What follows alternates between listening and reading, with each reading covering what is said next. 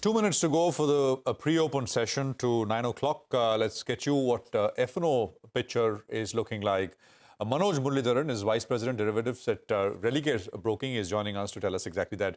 Thanks very much, Manoj. Good morning. It's going to be another higher start.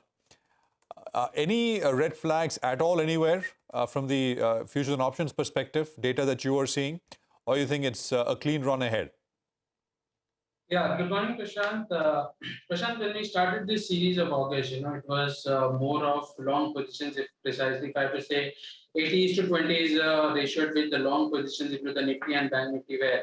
And once we crossed the 17,300 mark, we again saw fresh build up, and the open interest for the Nifty, the positioning wise has almost come to 1.13 crores. Now, I guess yesterday, for the first time, I would see we have seen some caution coming in, wherein this long position in the index futures have combined their strategy by selling call options as well. So 17,900 strike call options selling along with the combination of long that I mentioned is going on. So generally, when you see a covered call, this strategy is called a covered call, where you try to hedge your long futures by selling some call option. That means that because the IVs in the call options are low as well, 14 to 13%, there is a possibility that the volatility might creep in, and now the buying for the Nifty would be as low as maybe a 17,750 to 780 intraday, and the resistance of 17,920 to 950 might come in. So with the gap up opening today, I would not really recommend to buy here, but an 18,100 and above strike call options can be sold today, tomorrow being the expiry. It can be done for the monthly as well. To buy futures, wait for 17,780 to 800 with a stop loss of 50 points. Again, 100 points on target on that. Okay, all right. Thanks a lot for that. Any individual stocks that you're looking at, Manoj? Yes, Suna, we believe that the banks and the Bank Nifty might not really outperform the Nifty. So it would be shared by some IT, autos, and metals. So metals, I believe Tata Steel is one stock can be bought closer to 112 to 13. You wait for the dip for that with a stop loss of 110. And the stock has a potential to go all the way to 117, which would be the target of the stock. Okay, thanks a lot for that. So that's on Tata Steel. Those are the pre-opening rates, by the way, that are kicking in right now. They are suggesting that the Sensex is up almost 110 odd points. So looks like the going is going to be good. You have a lot of stocks, actually, a lot of heavyweights are perhaps going to take the markets forward. Today, in pre-opening, there is Bajaj Finserv, Reliance, a lot of pharma names, Dr. Reddy's, Divi's Lab, HCL Tech, M&M, Titan, etc. are all in the green right now, and volumes are also picking up. These are pre-opening rates, so we'll just wait by for these rates to settle. But Devin Choksi is still with us, so let's get some views in from him. Devin, we were talking about the auto space. M&M is clearly the biggest winner this month. It's up about 12%. It's sitting at 1,300 rupees. Is the risk reward still favorable? I'm sure you saw that major launch of the 5 new electric SUVs. Of course, they'll come out in December of 2024. But nevertheless, M&M is all guns blazing in terms of new launches. At 1,300, how's the risk reward? Sonia, I think most of it, I think, is price. I think it is in the near term, as far as I think the M&M stock outlook is concerned. Having said that, I think the outlook for the business, I think, remains extremely promising and convincing. On one side, I think you've got visibility about delivery of the new range of vehicles which they've launched, including Scorpio, which recorded, I think, highest amount of bookings, and so many other models. And on the other side, I think the future outlook, I think, remains promising with the launch of EV portfolios. And should they go ahead with, I think, the alliance has been talked about in the press, I would think that could be, I think, a major breakthrough for the company's business possibilities and the prospects going forward. In the near term, the stock may have possibly achieved, I think, everything that it wanted to achieve and probably recovered from where it was to double already now. I would think that it might probably, have some kind of a small rise, if not, I think, anything else. And many correction in the price, I think meaningful correction in the price, I think probably is not seen at this point of time. So if at all, I think the market gives some small corrections all weeks, I think it would be a good buy to add into the portfolio. Maybe I think 2-3 years view should be taken before adding into the portfolio. 2-3 year view. By the way, the currency market, keep an eye on that because it, it had a one-day break. The rupee is opened 0.5% higher. So that obviously, Brent crude prices being down the way they are, and the kind of FI buying that we have seen clearly helping sentiment. So that is looking quite interesting over there. Now, Devin, before we let you go, any fresh relook at oil marketing company stocks? They have sort of been beaten black and blue and forgotten as well after that BPCL divestment was taken off. And they've been making marketing losses as well. But do you buy them here? Anuj, I think when the government is, I think, involved in major decisions in any businesses, I think one is not very confident as an investor into investing into those companies. I have maintained that some of the PSU companies, including, I think, these oil marketing companies, are great business models. However, I think they are not so good for investors. And as a result of which, I think they don't generate wealth for investors. Given that kind of a situation, I think probably we find ourselves more comfortable into likes of Reliance, where we have more amount of clarity, more amount of growth opportunity also seen over there. So we continue to stay with Reliance vis-a-vis, I think, many of the ones I think, in our portfolio. Okay. Devin, stay on. We'll just come back to you. All right. We'll thank you actually on that one because we are heading into the market opening. So thanks a lot for joining us and have a great day. The pre-opening rates have settled absolutely flat, very quiet, but just perhaps, buying time or marking time around these levels after what has been a phenomenal run.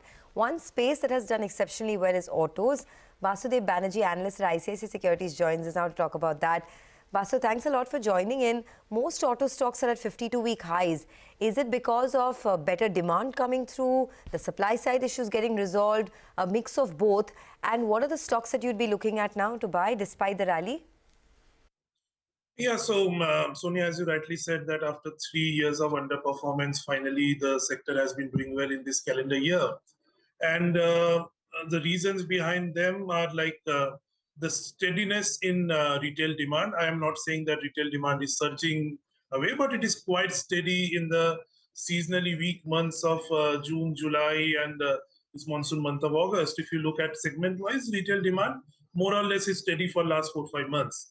Now, that has been coinciding with the factor that steel, aluminium, copper, palladium, all key commodities have fallen like 20% plus from their April highs.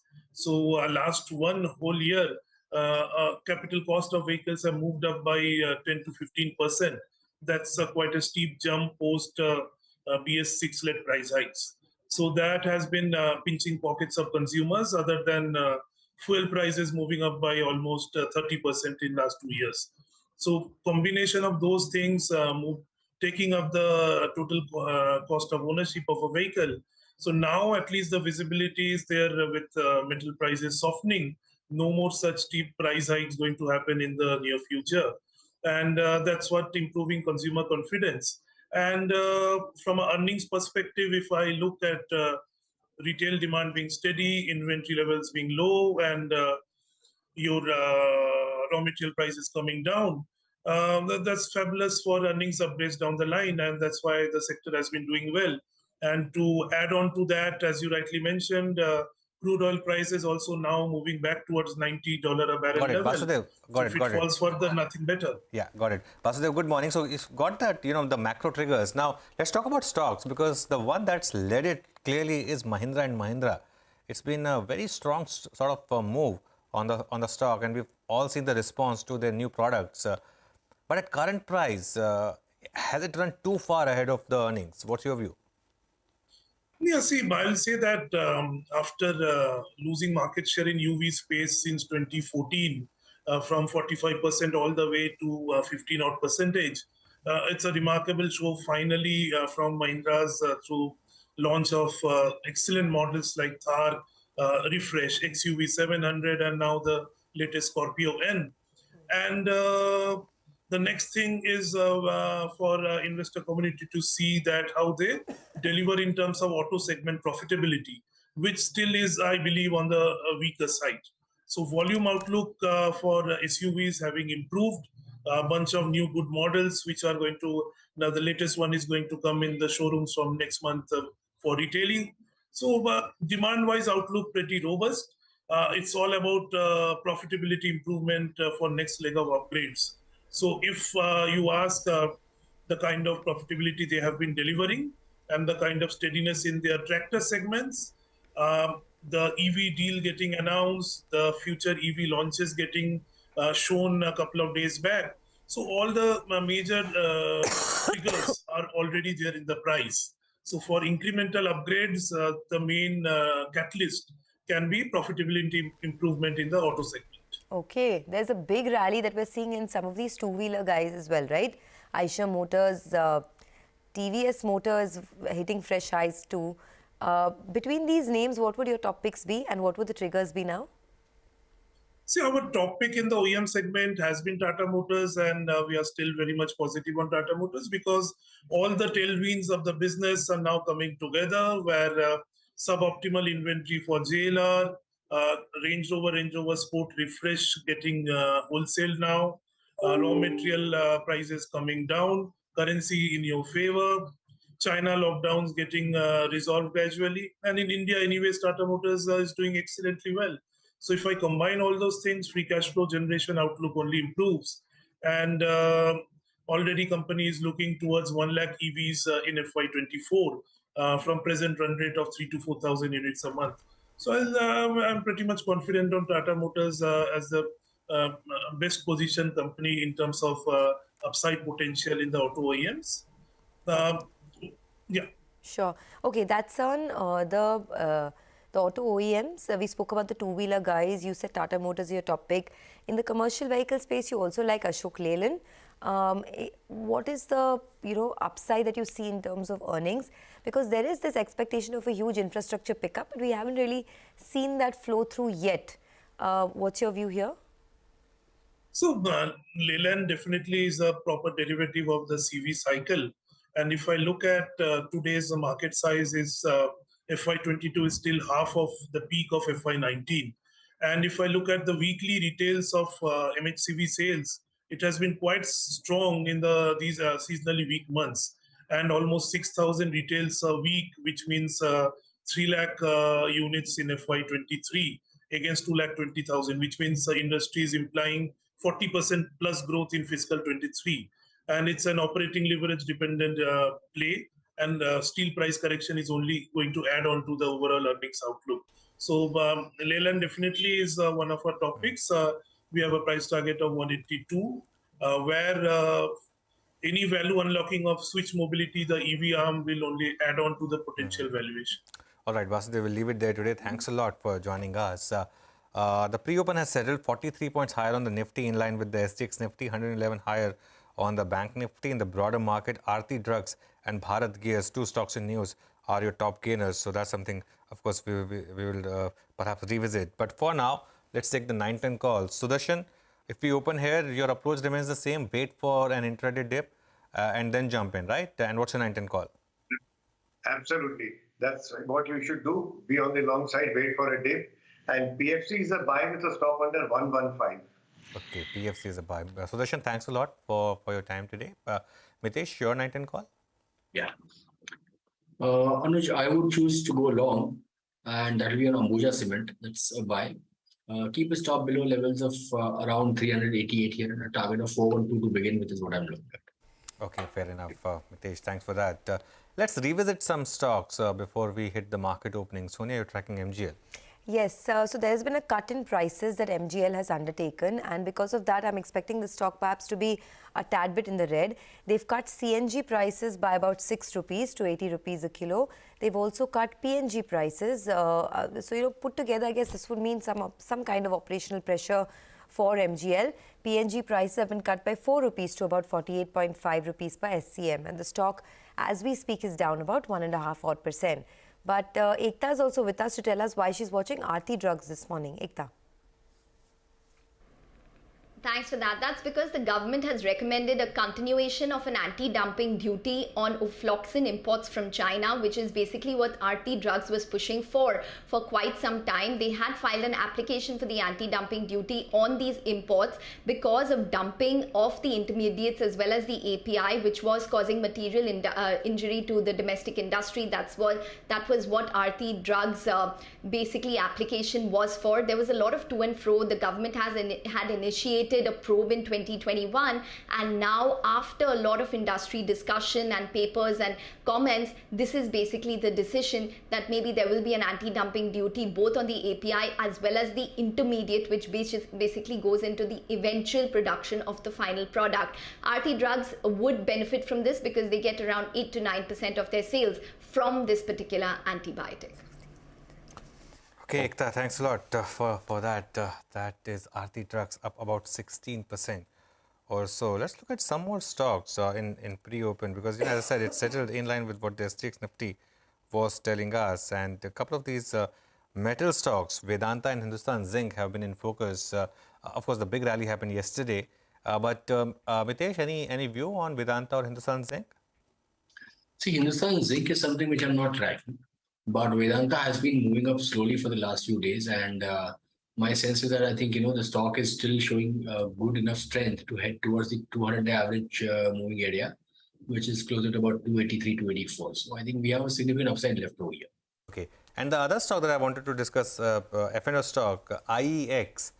Any views here, Mitesh? It's also moved up in the last few days. It was in a bear market, but it's sort of negating that now.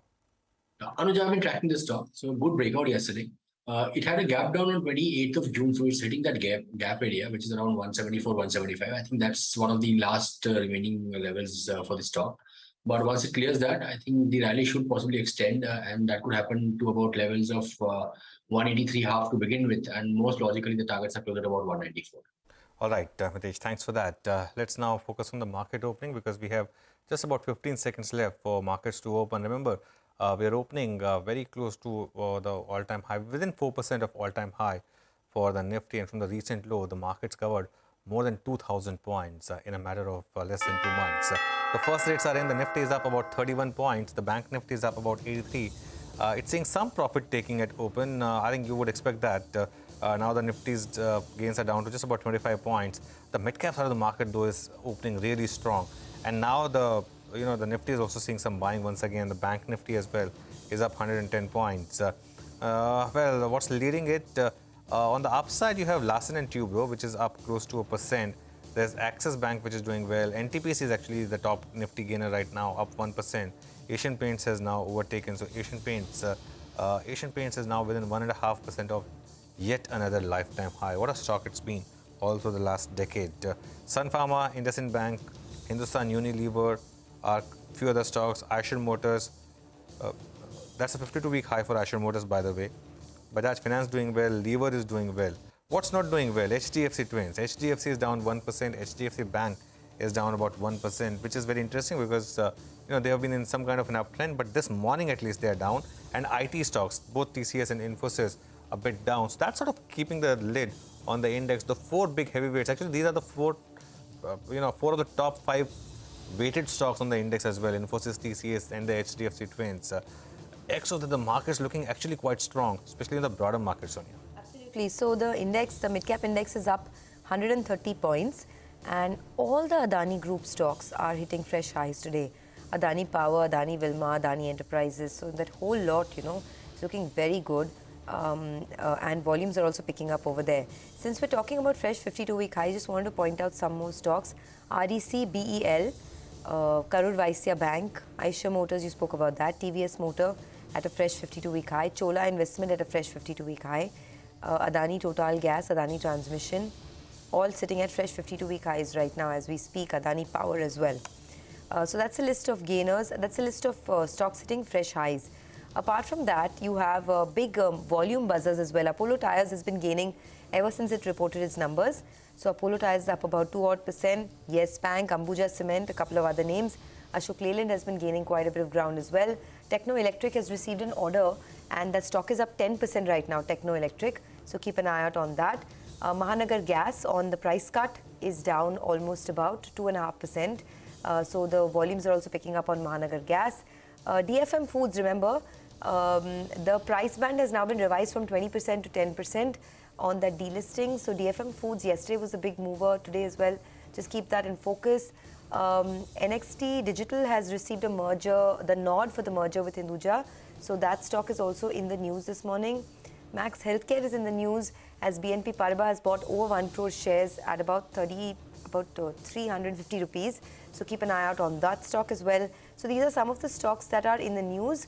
NTPC plans to sell about 50% stake in one of its subsidiaries. So NTPC is up almost about 1.5% too. And a couple of these, a couple of these stocks like Manappuram Finance, they go ex-date for the interim dividend. So those stocks are also in focus this morning. But otherwise, it's a very good opening. Good because not so much the headline index, just the fact that it's holding on to its gains and mid-caps actually building on to their gains this morning. On the BSE, there is that stock Singer India, which we should pull up. There was a big block deal which happened yesterday, and we of course reported on that as well. It's up 14% now, so 78.5 odd on that particular name. Just to come back to the top traded NSE names now. So I think a lot has been mentioned. Gujarat Alkali is up 5%. It's coming up with decent sized volumes. So that is something which is coming out on my screen. Aarti Drugs, of course, we mentioned 12%. Whirlpool is up 5.5% on decent sized volumes. Deepak Fertilizer continues to do well. It's up 3%. Techno Electric, I think 9%, 9.5% on fair volumes, 300 plus on that name. There is Phenolics Cables, which is up 3.5%. Sobha is about 2.25% higher. Kansai Nerolac is up 2%. Bharat Gears, I mean, that is up 15%. But again, I mean, volumes are nothing great to note, and it's kind of just about picking up right now. IGL and MGL, of course, we've been highlighting down 3.5% and 2.5% respectively. Infosys is down 0.5%. HDFC Bank is down 0.5%. And Zomato, after a great rally, is down 0.5% as well. So that's on the losing side. Gujarat Gas, again, along with MGL, IGL is down a little more. It's down 2.5% at this point in time. So that's basically markets for you. 18 or 20 points on the Nifty as we begin another trading session. Our market master is Vineet Sambri. He's head of equities at DSP Investment Managers. He's joining us to take some questions. Vineet, great to have you with us here. The run continues. I mean, 8 weeks from the lows, and this is the 9th one. And, previous all-time highs are within grasp, within reach. You think they'll come fast, come quickly? How are you thinking about market levels now? Yeah, hi, good morning, and thank you for having me on the show. So I think clearly this rally surprised us as well. The last 2 months has been pretty strong. And I think when we look at the corporate fundamentals, going through the first quarter numbers, I think broadly, the results have been pleasant, I would say, while we went into the result season with some bit of caution around the demand momentum. But I think across various categories, we are seeing that the demand seems to be pretty okay. Despite the spiraling inflation. So I think that is the one part which I think has come out good. And the more important aspect is that, with most of these commodity inflation sort of tapering off, there is an expectation that as we head into the next few quarters, let's say third and fourth quarter, it will, things should be better off from the profitability front for the companies. Plus, the ensuing festival season should also uplift some bit of the demand momentum. So I think all in all, that has got factored into the markets level today. And the way to sort of think maybe from the levels perspective, I mean, there's no point in sort of predicting these levels as, we generally get caught on the wrong sides most times. But I think more importantly, the fundamentals seems pretty good right now. Most of the large segments, they seem to be sort of on a cyclical upswing. I mentioned about auto.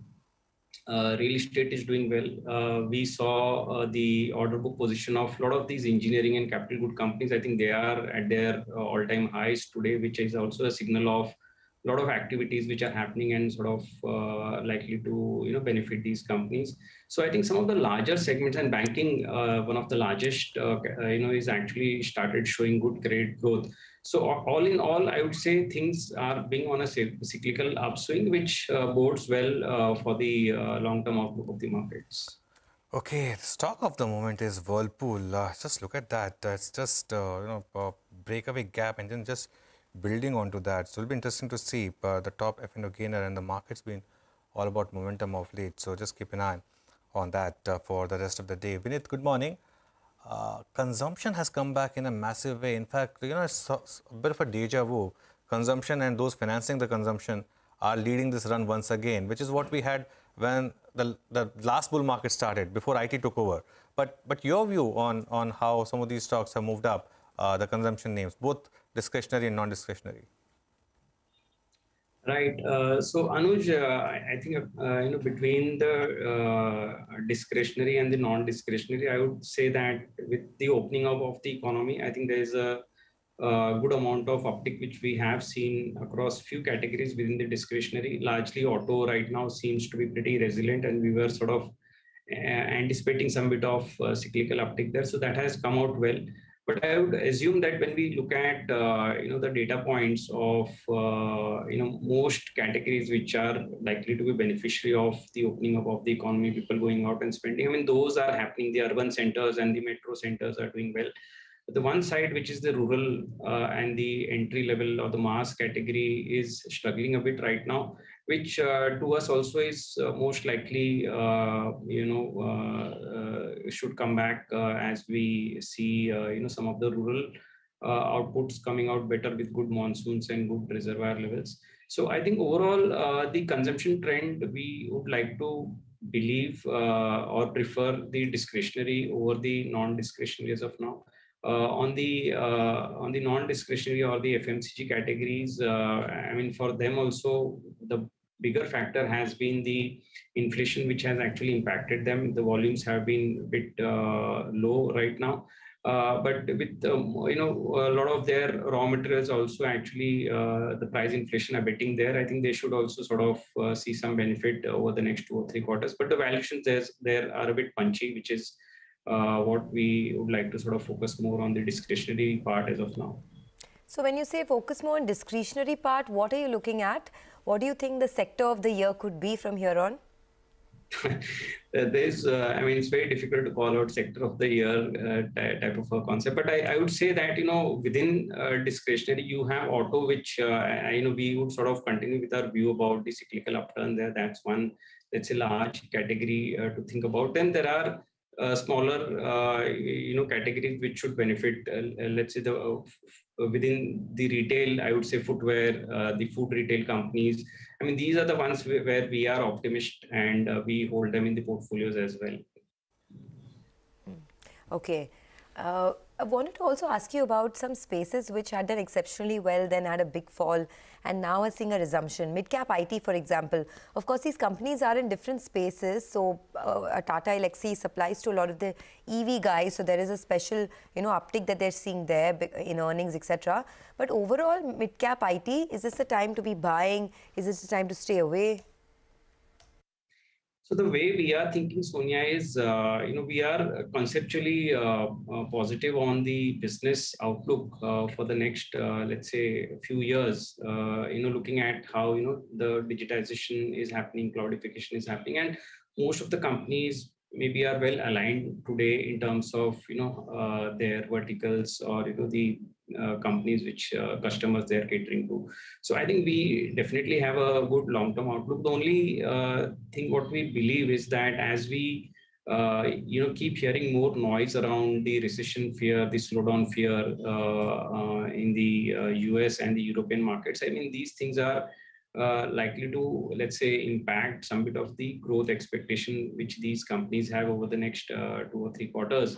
And given the fact that the valuations anyways are, let's say, they have corrected down a bit, but still slightly expensive from their long-term averages, we would like to sort of stagger our investment into these over the next 2 or 3 quarters as these noise around the recession fears and slowdown actually keeps impacting them, or they may go through some bit of correction or time correction, and that's the point to sort of look at these and gradually build the portfolios.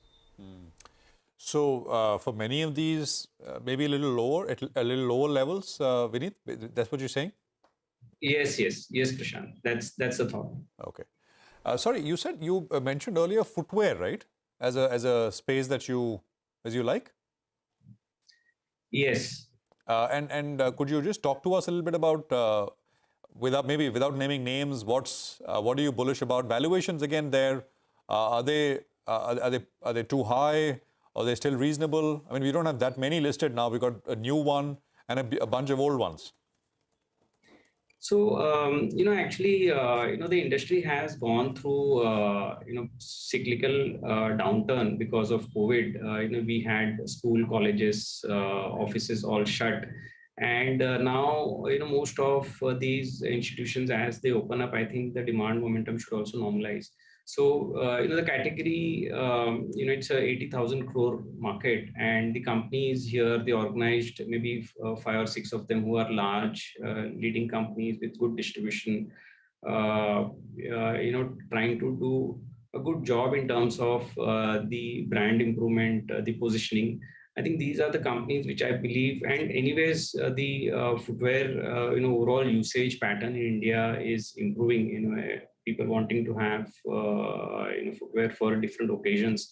So I think, when we look at those aspects, we believe that the valuations on the current earnings may look slightly punchy, but, the earnings itself has good potential to grow. The growth in the businesses itself can be high over the next 3 or 4 years, and which is where we believe that the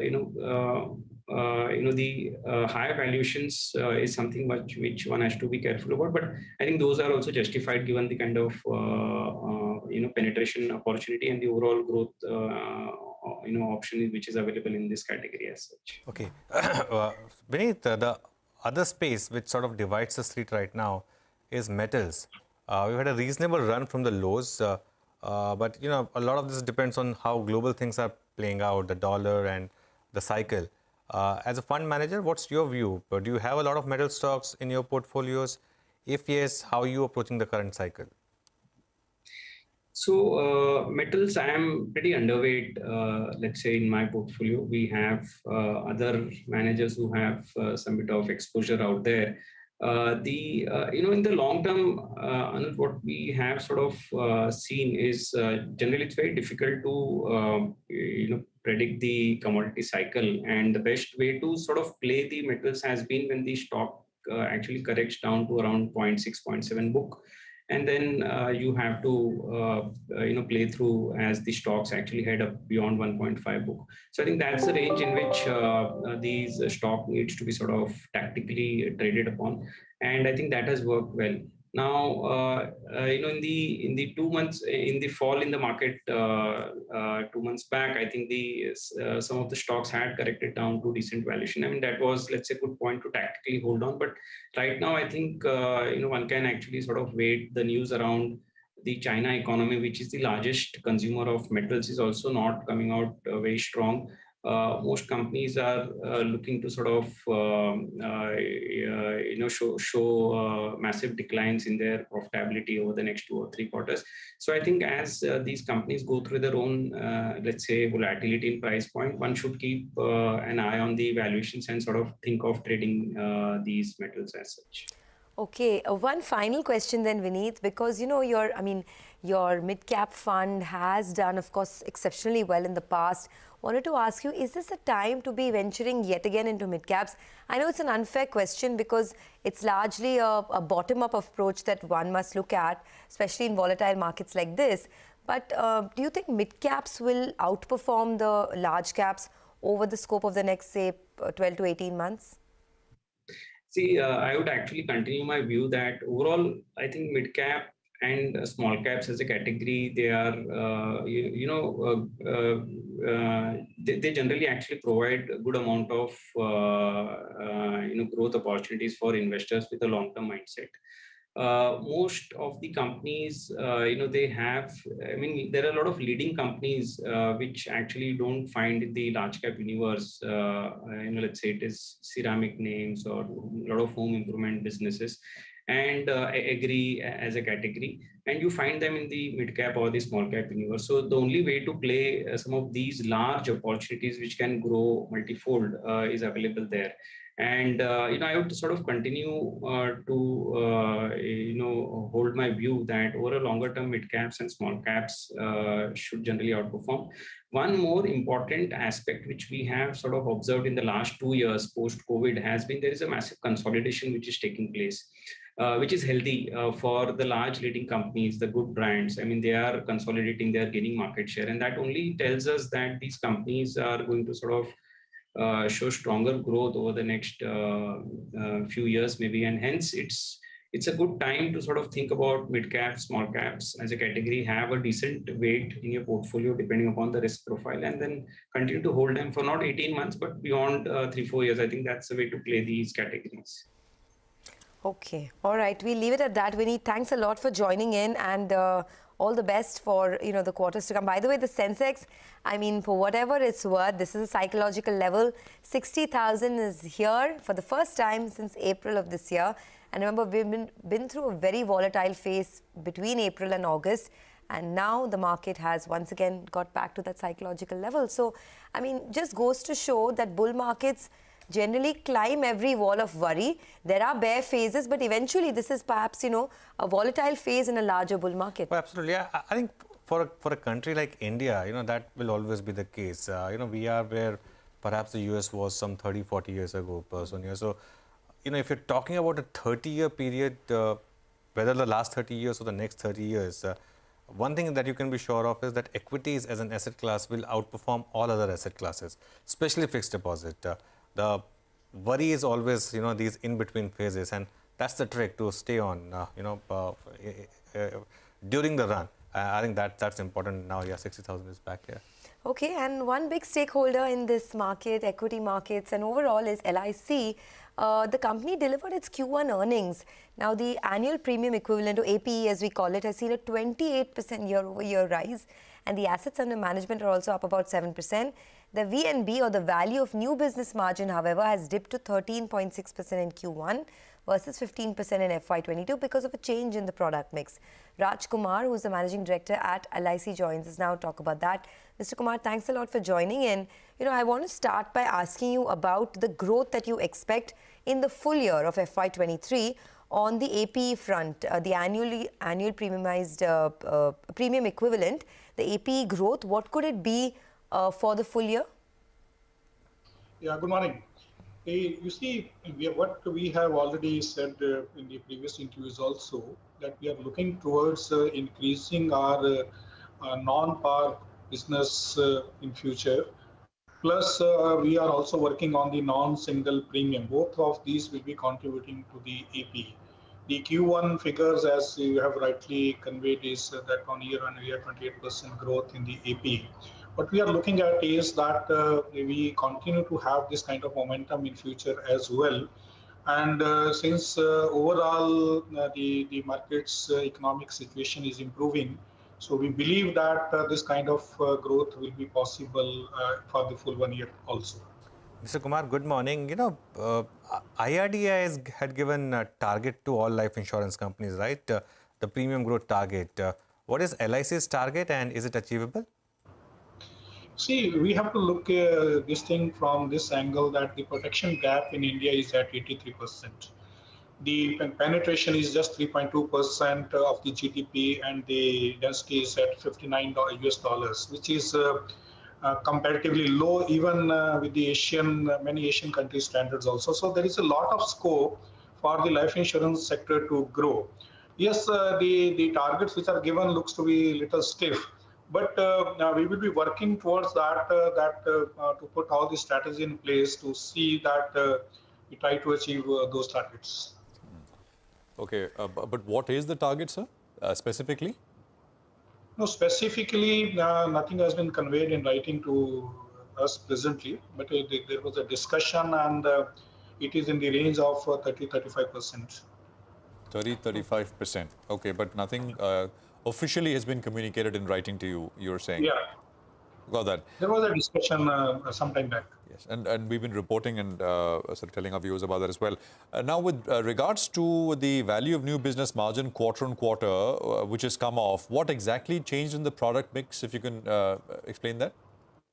See, in the Q1, we had a very high premium coming from the funded PNG schemes, pension and group schemes. And in the funded schemes, the margins are a little lower than the other business, which has impacted the margins in the Q1. What we believe is, and we have been telling that we are looking at a longer horizon to reach the industry levels in the Vnb margins also. Traditionally, we have been, for the last 2 decades, we were selling very heavily on the par side. And the non-par side is now in our focus area. And gradually, we will be reaching the levels which industry levels are there. And we are keep giving a horizon of 4 to 5 years, which we have indicated during the road shows as well as earlier interactions as well. Mr. Kumar, the biggest advantage for LIC, and it's synonym with insurance in India, right, is your vast network of agents, it's a family in itself, right?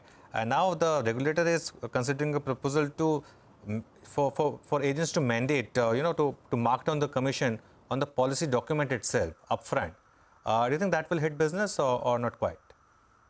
You see, the industry, I mean, their various stakeholders are already represented to the regulator on this issue.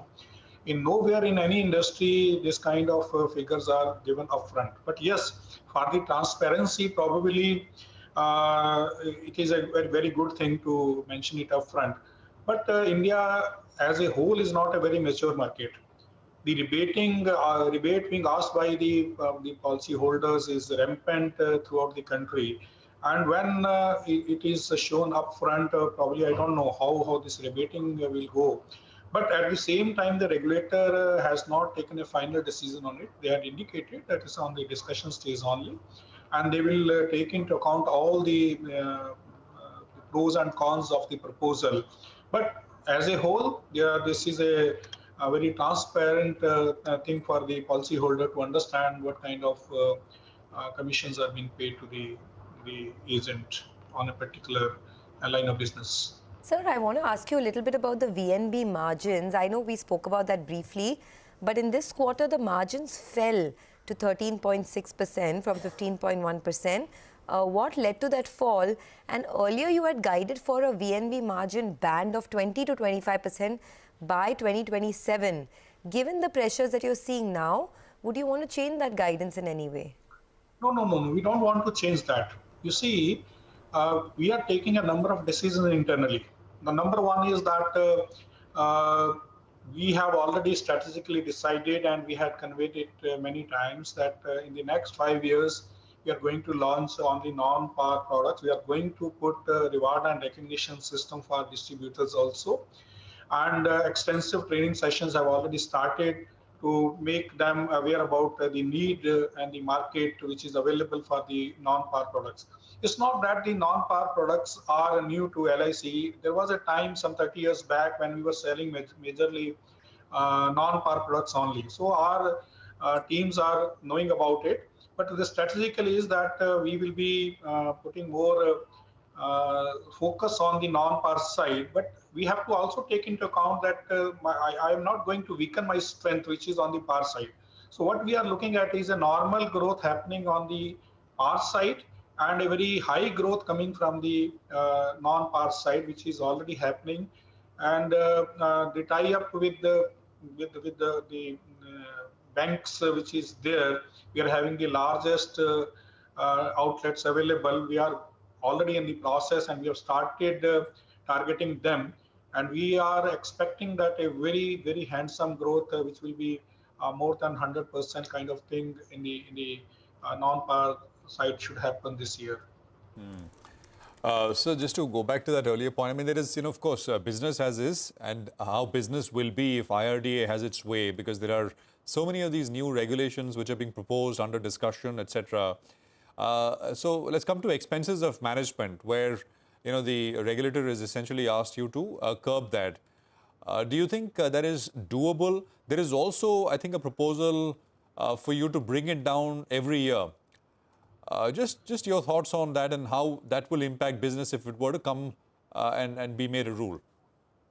No, the first thing is that presently the regulation said that the expenses of the management will be taken line of business wise, which was a cause of concern for the industry as a whole, and industry was representing that the expenses of management will be on the total business rather than the segregated business lines, to which the regulator has shown a very positive response.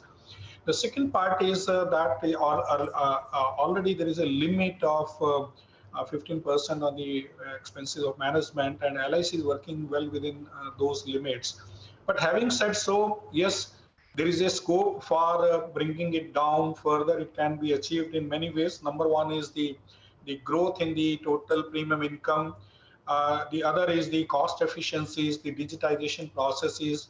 And as an organization, we are working on all fronts, including increasing the persistency levels of the in-force business also. Okay. Mr. Kumar, one last question from my side. Traditionally, of course, LIC, of course, is the behemoth, right? I mean, it still is. But with a lot of new private players now coming in and with aggressive marketing, purely for the term insurance plan, I think you have Anmol Jeevan and Amulya Jeevan. You can correct me if I'm wrong. But Jeevan Amar. Yeah. Okay. So Jeevan Amar and Tech Term. Okay. So what kind of market share do you still retain in terms of the pure life plans? You see, the COVID-19 situation was actually very bad for the life insurance industry as a whole. And we understand that the term products sold by our competitors, they came under pressure because a lot of claims were reported. We also had claims under the COVID category being reported. But when we analyzed our business profile, we found out that they were well within our assumptions presently. The excess claims which happened due to COVID has put pressures on the pricing. What we believe is that the reinsurers are asking for a hike of up to 30-35% in the premium rates, which will make it a little costly. Our product, Tech Term, which is an online product, is very, very competitive presently in the market. Yes, there is a great market available for us, particularly the millennial segment, which prefers this kind of things, and we have started working over that also, popularizing our products. Since we have a very large basket of par products, which traditionally our agents were very comfortable selling in the last particularly 20 years. So we are now training them that there's a big market available which need to be tapped, and we have already started having a traction on this side. But if you look at the overall percentage of purely term products, it may look small, but you have to see that in the overall business which LIC is underwriting. But in absolute terms and numbers, these numbers are increasing at a very high pace, and we expect it to continue in the future as well. Okay, all the best, sir. Thanks a lot for joining in. That's LIC. Let's slip into a quick break. Markets are still in fine fettle, actually. In fact, it's picking up pace now for the market. The Sensex, as I said, has scaled that psychological level of 60,000. It's all guns blazing. The mid-cap index is on fire, up about 0.5%. Lots coming up on the other side. We'll connect with Ankit Agarwal, who's the MD at Sterlite Technology, to discuss their business outlook.